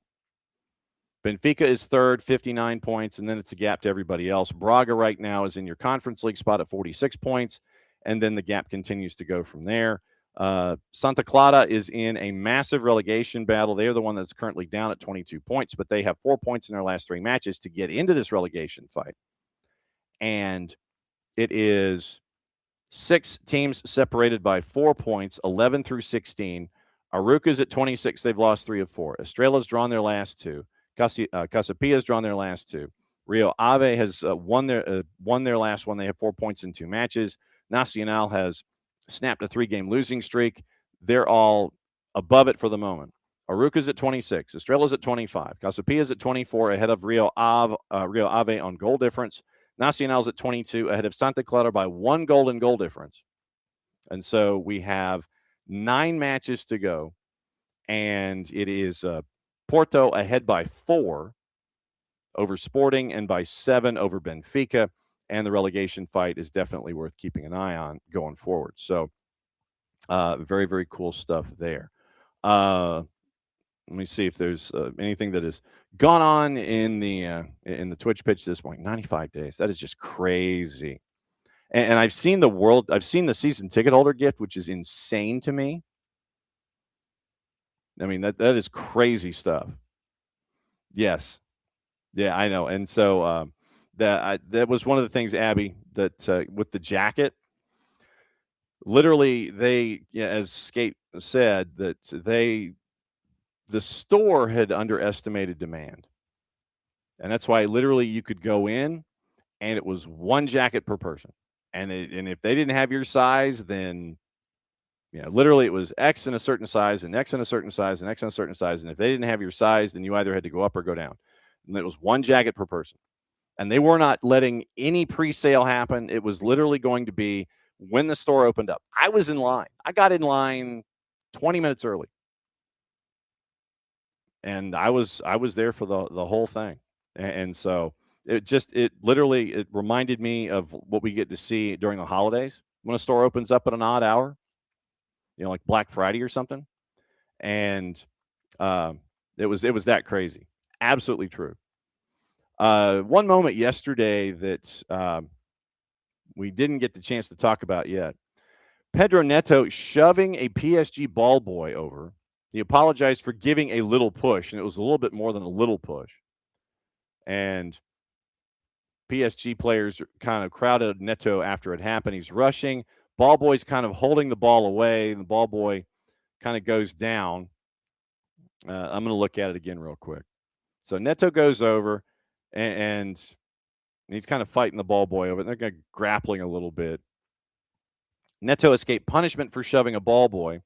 Echoes the Eden Hazard incident in 2013. Losing 4-2 in stoppage time, Chelsea, the ball goes out of play. Neto goes to grab another ball being held by a ball boy, refused to hand it over immediately, prompting the forward to push him into an advertising hoarding. Confrontation ensued, broken up by the officials. Ball boy was attended to by medical. Neto escaped punishment as referee Alejandro Hernandez took no action against him for an incident also checked by VAR. Neto revealed he had spoken to the ball boy to apologize and had given the youngster a match shirt. Quoting TNT, with the emotions of the game we were losing, I wanted to pick up the ball. He was carrying the ball with him, gave him a little push, saw that I hurt him straight away because I'm not like this. In the heat of the moment, I went there to apologize. Gave him my shirt as well because that cannot happen, so I'm really, really, really sorry about that. Less than a week after he was charged by the FA and his reaction being sent off in the defeat at Arsenal earlier this month. Red card was the 9th this season in a campaign, according to the Telegraph, plagued by indiscipline. Liam Rosenior said he was asked about Neto's actions added up to another disciplinary issue. Rosenior added, I genuinely haven't seen it. I've been told it was an altercation with a ball boy. You never want to see that. I've been told Pedro has apologized. So Pedro Neto escaping a punishment, escaping anything from VAR. And so it looks like for the moment, things are okay with Pedro Neto. So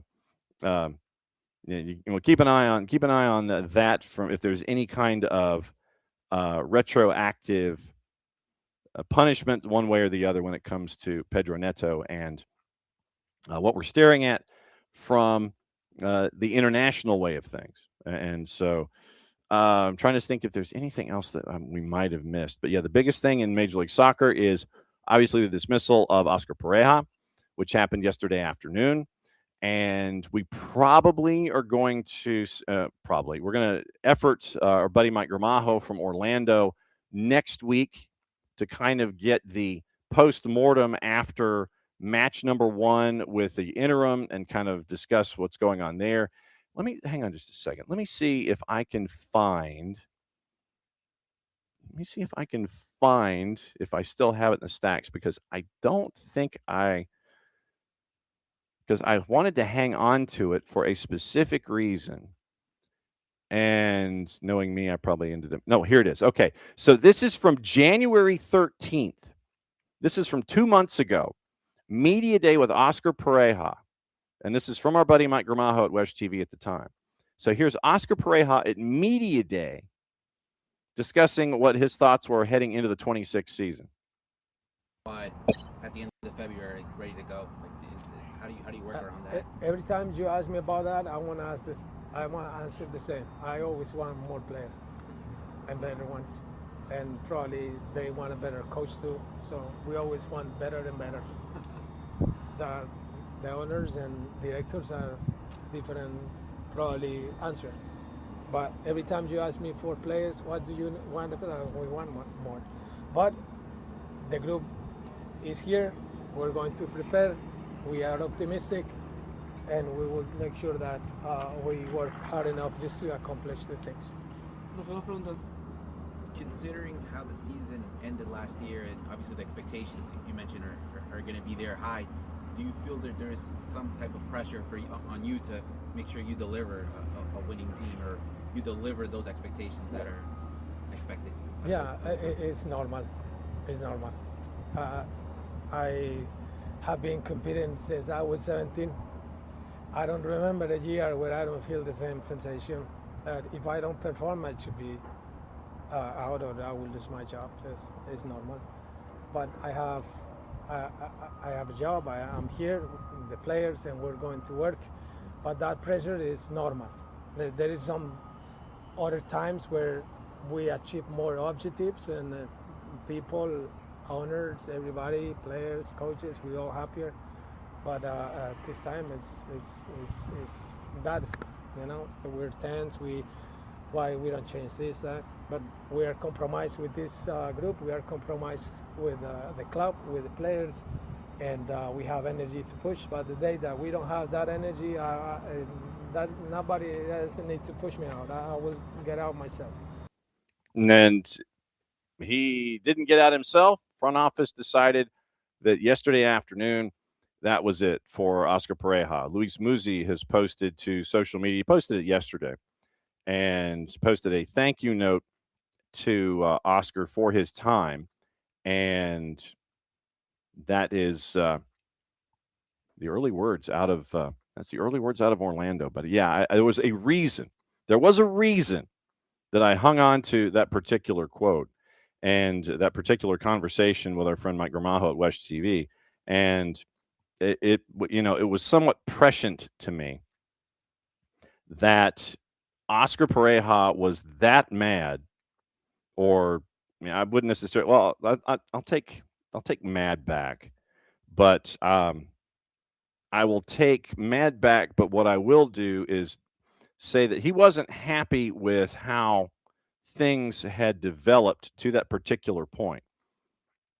And this, like I said, that was 2 months ago at the beginning of training camp. That was media day. And so Oscar was that hot then, and he said he's always looking for more players. And you end up with that conversation 2 months before the season starts. And then you look at defensively, there are issues. I mean, there are issues with there were issues with Orlando defensively. And you bring in 3 U22s, and you look at where things had gone with the roster build, and I'm trying to grab the offseason transaction list. So the 2026 guide is this. Yeah. Okay. So here's the from our friends at Soccer America. Here was Orlando's movement in the offseason. Out. Araujo, Gillespie, Loyola, Mercado, Shaq Muhammad, Kyle Smith, Thomas Williams, Dagger Dan, Schlegel, Nicola Rodriguez, Luis Muriel, Alex Freeman transferred out. You bring in the 3 U22s, Thiago, Luis Otavio, and Iago. You bring in those 3 U22s. One's a forward from Bahia on a transfer. That's Thiago. International slot for Luis Otavio on a U22, and then you transferred in Iago from Flamengo. So you end up with a forward, a midfielder, and a defender, all from Brazil, all U22s. Your DPs, Martin Ojeda, Pasalic, and Brian Ojeda. Ojeda came in as on the trade from RSL. Maxime Crépeau comes in. You sign your super draft pick, Nolan Miller.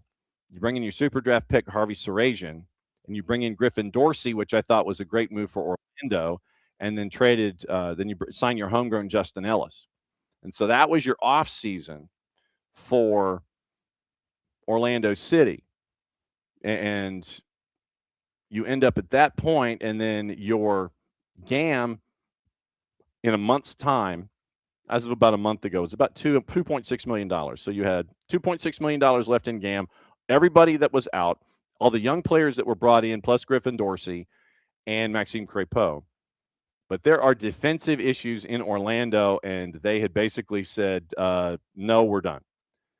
And it is now time to bring in our friend Niko Moreno to discuss, as he is now settled in the chair. He's ready to go. I saw you kind of becoming one with the universe for a second. That's why I wanted to kind of delay for about 2 beats before I brought you in, because you had sat down and you were just kind of wiping the brow and getting everything all squared away. I wanted to let it settle in for a minute before you came in this morning. I appreciate you, John. We are coming to you, and we're already with some lag, and that is concerning me. But hopefully we can figure it out. Now again, see if that helps out a little bit, or are you hearing me okay? You're heard fine. You are clean and green, my friend. You're good to go on my end. Wonderful. So yes, excited to be on. I was kind of in a hurry there, trying to get things for your show. Of course, there's been a lot to talk about over this week, man. It's been, if it's not World Cup, it's CCC or MLS. So I got to tell you, I've been on the run. I got my third cup of coffee for today already. So I'm probably not going to do anything the rest of the day, or at least till noon. But yeah, I am ready to go. All right. So I was discussing Oscar Pareja as you were coming in, and there it goes. All right. So I was wondering what was going to happen there. So we'll see what is up with Niko, and I'm guessing somebody tried to call him, which is traditionally how that goes, is that someone will try and call him, and then he'll have to log back in. So, or battery died or something like that. But we will bring in our buddy Niko, and we'll find out what's going on there with Niko coming up here in a sec. But yeah, I do want to talk about Oscar Pareja. I do want to talk about the Triple C. I do want to talk about match week 4. And so it'll be a bit of a 20-minute lightning round when Niko can hop back in and let us know what's going on. So, okay. All right. So here we go. So let's try it. Let's take number 2, as the man has his settings. He's getting his settings all setting. So here we go. All right. So hit me. How do you sound? It looks better. I knew there was something wrong. It felt like they were about to kick me out. Either the Inter Miami police are on us again, or maybe it's Garber. I don't know. Somebody's messing with my streams, man. Maybe it's my Wi-Fi that I got to reboot. But yes, just excited to be on. Lots to talk about, as you know. Sorry for the technical difficulties, SDH family, and of course the man in the chair, John Nelson. Well, it's all good. When you were coming in, I was breaking down the whole Oscar Pareja situation. I had a soundbite from January and a conversation that he had with our friend Mike Gramajo down at West TV, where 2 months ago Oscar was not happy, and he said so at Media Day. And he's like, "I'm always looking for more players." And so, at the end of the day, you bring in 3 new U22s, you bring in Griffin Dorsey, you sign your homegrowns. You have a lot of folks that leave. And I don't know if the inbound met the outbound. I don't think it did, but there were defensive problems that he had. And so now with Oscar being gone after the 5-0 whooping, I'll put it that way, in the Bronx, I now have questions about, well, why were things so bad in Orlando that you just felt like you had no choice after match day 3? Should you have not just done something in the offseason if you were that disappointed going in? The timing for this is my biggest question here, considering, was it so bad that he was going to get tarmacked? So I have more questions really than I do answers when it comes to Oscar Pareja. I do too, especially because the day after that 5-0 loss at New York in Yankee Stadium, I was able to talk to a couple of people, and it sounded like at least those close to Oscar Pareja, after conversations with the club, it sounded like they were going to allow him to correct course and try to figure out what was going on. Now, I do know that there has been a difference of opinion in regards to Oscar Pareja when it comes to the front office. I'm not sure if it's Ricardo Morera and people above him or what the situation is, but it did seem like everybody was pulling the sheet on the end of their corner. And at the end of the day, Oscar Pareja falls off the bed. But I do feel like he is being used a little bit as a scapegoat. That roster was a little disbalanced, was very disbalanced. I do feel like if he was not being forced players, there are some players that to me felt like they didn't have that Oscar Pareja-esque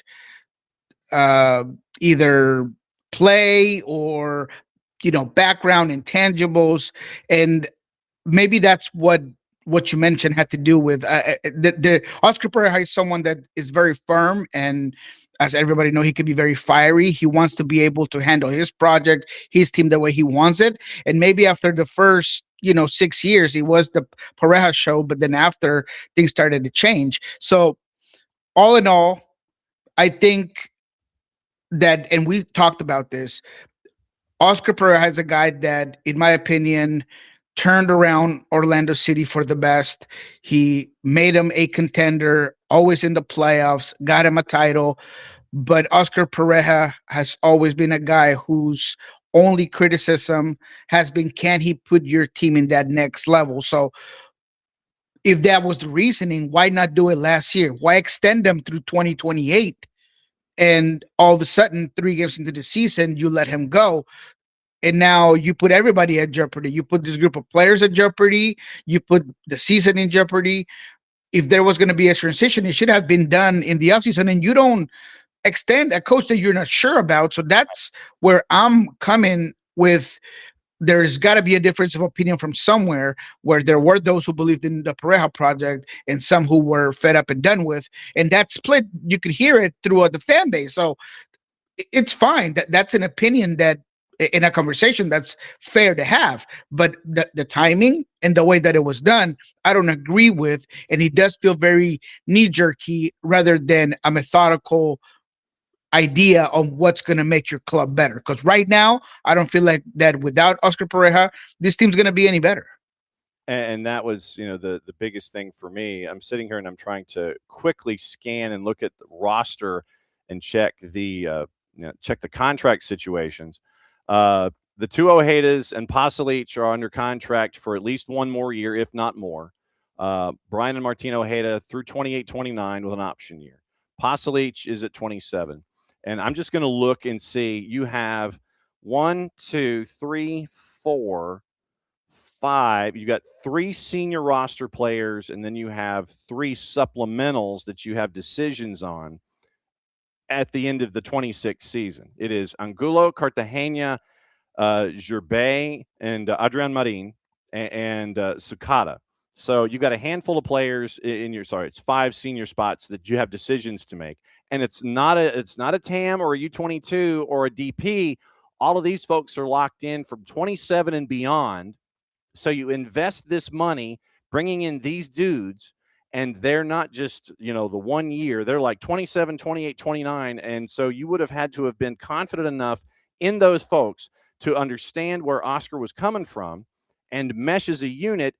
And the impatience 3 matches in, it's like, okay, this isn't working. It's untenable or what have you. It just comes across as just odd for me, considering what you've invested in players that you brought in the offseason.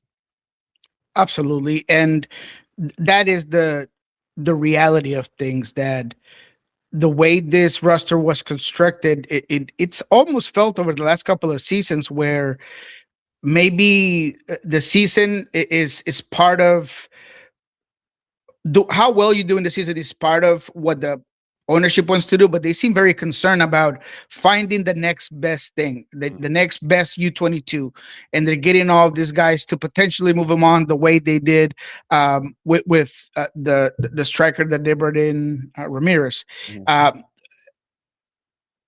But in terms of the players that are supposed to help you in the season, I mean, that just seems like a second thought almost. So for me, when I look at the product on the field, Oscar Pareja can only do so much. If you have all these new players that got to get used to the new system, got to be able to come in and perform.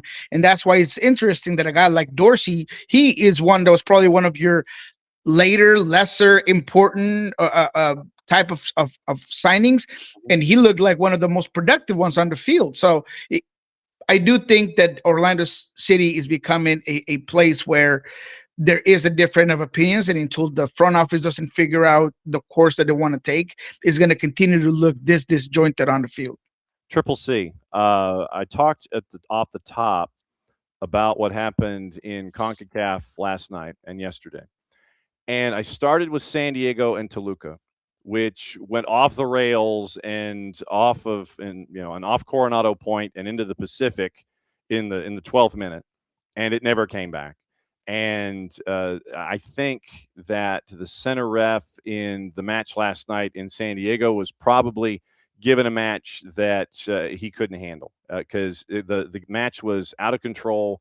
Players were constantly crowding him, specifically Toluca players. Even more so after the Ingevartsen red card in the 12th minute. And you get through all of that chaos, it ends up as a big win for San Diego. It's just like San Diego, I think, just got mad. It's like like in Rocky 3 when they have the rematch at the end and it's Clubber Lang, and Clubber Lang is in there, and and Rocky's in there, and he's just getting hit by Clubber, and Apollo's kind of sitting there wondering what's going on. He's getting murdered. No, he's getting mad. Paulie saying he's just getting mad. And I think that's what happened to San Diego last night. They're down a man. They go up 3-1. Then you have the 2 penalty situations, and that was the only way that Toluca would score. But that match in and of itself was chaotic. It ended up as a big win, I think, for Mikey Veras. But you're not going to have Ingevartsen. You're not going to have Dua. But you do get Anibal Godoy back for the reverse. But it would just there were too many subplots in that one last night. It was thrilling TV, to be honest. And it was very CONCACAF. But as I put on socials out there, that was a master class from San Diego on how to keep your shape, stay aggressive, and believe in your concepts, regardless of you going down a man or going down 2. And look, it is a sloppy, reckless a little bit from Ingvartsen to put up his foot in the manner that he did. Yeah, I don't know what. I guess it's a reaction, but you just got to be smarter than that. You're giving that referee the opportunity to not just give you a red card, but all of a sudden it's a penalty kick, and it starts off the game pretty poorly. But San Diego FC, if anything, is going to be true to their form, and the rondos never stop. The ball possession never stopped. The ability to expose the flanks never stopped. Dreyer's a guy that just is magical, and he is relentless, and he continues to get better. I think Valkyrie's a guy that, man, he's so poised on the ball. He also, I think yesterday was extremely important in terms of attitude and character and getting his team right, and you're chirping at the ref, and you're making sure that it's not just the Toluca guys that are, you know, crying over things or whatever. You have to be able to match that energy, and I think that he was part of it. Defensively, they were poised, and until Dua went out, and now Dua's red card I don't love as much. Just putting yourself in that situation, where that whether that ball goes in or not, it doesn't matter. The goalkeeper was trying to make it safe. You don't know what happens when he does, but just extending that arm like that is a young guy that has a lot of potential, having a silly decision, and that ends up costing the team, I think, more, because as you mentioned, now you got to go and figure out on the second leg how you're going to replace these players. Now, if anybody's going to do it, it's going to be Mikey, and he's going to figure it out. But at the end of the day, that is what allowed Toluca to kind of get into this game, because with one less player, San Diego was so much better than Toluca was. El Turco Mohamed looked in disbelief from the bench. I mean, he had no idea what was going on. He kept yelling at people in the midfield, where are you going? I mean, until maybe the last 5 minutes, 10 minutes of the game, where Toluca, with a couple of guys more than San Diego, were able to really push back that San Diego line. But man, what a performance from San Diego. No doubt. And you mentioned that you've got that one. You have Nashville trotting out a very, very young lineup, going up against Messi and friends, ends up as a goalless draw. They touted the fact that we held Inter Miami scoreless. Instead of focusing on yourself, I think the wording was a little backward. You probably should have said, young Nashville defense holds Inter Miami scoreless, instead of sitting there and saying, we held Inter Miami scoreless. No, it's just that they don't score on us. No, you have to sit there and say, our defense held them. The phraseology was odd in their releases. You end up with now the final two matches tonight of the opening legs, and you end up with Cascadia, where Seattle is a big underdog going up against Vancouver tonight. What's your gut tell you? Yes. Before we get into the Sounders, I do want to just do a small thing on LAFC. The disrespect on Alajuelense is crazy. And if you thought that there were going to be pushovers, then you don't really know about this team that is very good in this sort of tournaments. And this is actually the best La Liga team that I've seen in a long time. At least 2-3 years, they haven't had a team that's this put together. I think that the goalkeeper was phenomenal. LAFC tried. I don't get the whole this is a disgrace type of situation. This is CONCACAF. And if you are not used to and ready for the dark arts and a team that's going to bunker down and just play so deep that you have to go break them down, and they're going to hit and push and really slow down, muddy the game, then you don't watch enough CONCACAF. And I suggest that you do, because that's what you're going to see time and time again when you have this type of Central American type soccer club. So I just wanted to put that out there. I think that people overreacted to the whole situation. I thought that the tactics were right. I thought that LAFC created a lot of opportunities, and they just got faced with a wall on top of another wall and a goalkeeper that was phenomenal. So just wanted to put that out there. Now, the Sounders go to Vancouver with some injuries, with some issues, with being the clear underdog in this one.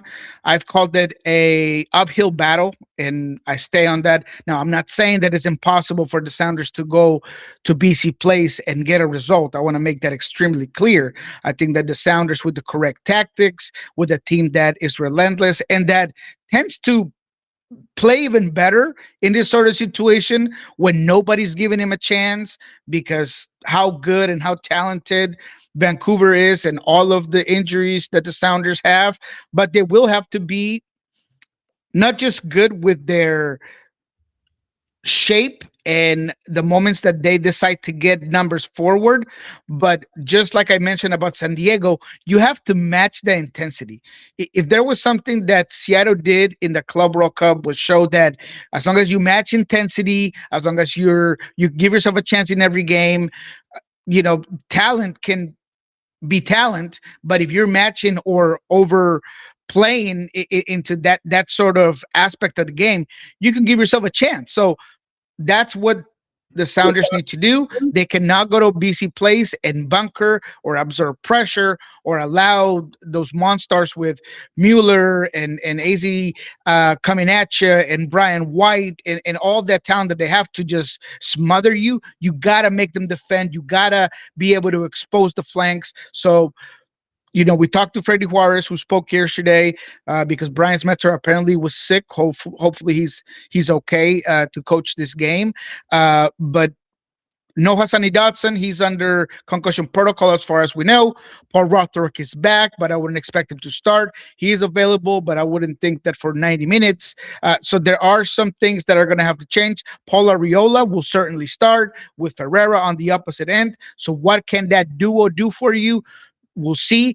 This is going to be about that sort of matchup. So how can Nuhu play off against Sabi and Ocampo pushing on that left side? What can Alex Roldan do on the right side to make AC Jackson defend a little bit? The midfield battle between Kubas, Bellhalter, and what's going to be Christian Roldan and Snyder Burnell.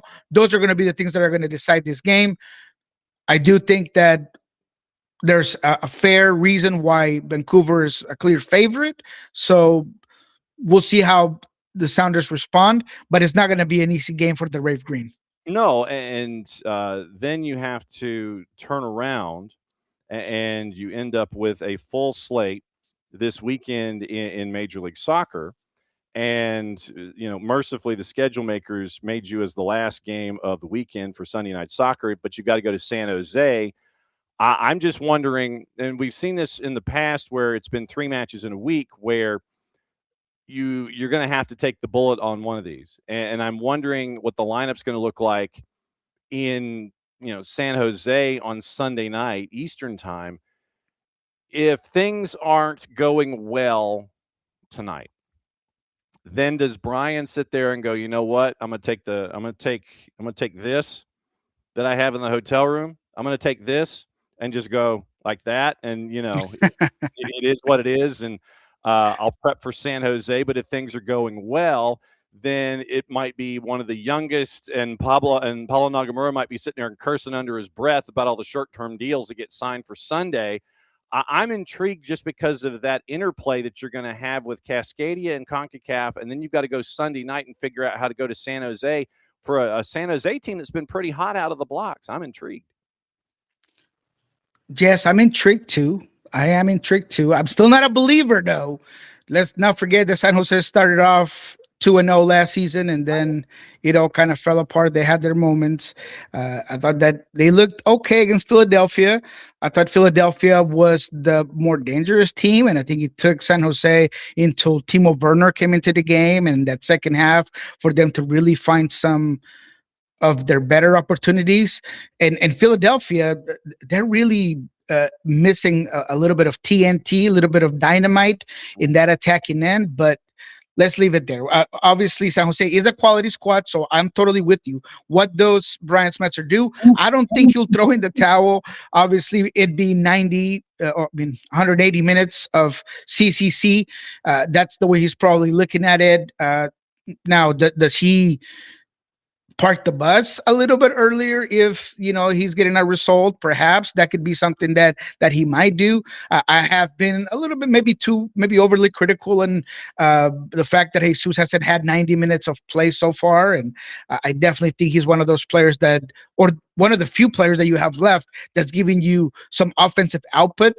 So we'll see how that kind of plays out, but I do expect this group to stay in this game as far as they can. They're going to want to push Vancouver. And although I do think, and we heard from Brian himself, that MLS play is his priority, he wants to stay in this tournament. He wants to get farther. He wants to beat Vancouver, and he's going to give himself a chance to at least go into a Spokane with a result, or a result he can come back from. So I think he'll play his best players as long as he has to. And to your point, if it's 3-0, then maybe you just stop the bleeding and you just bring in the young guys to just defend.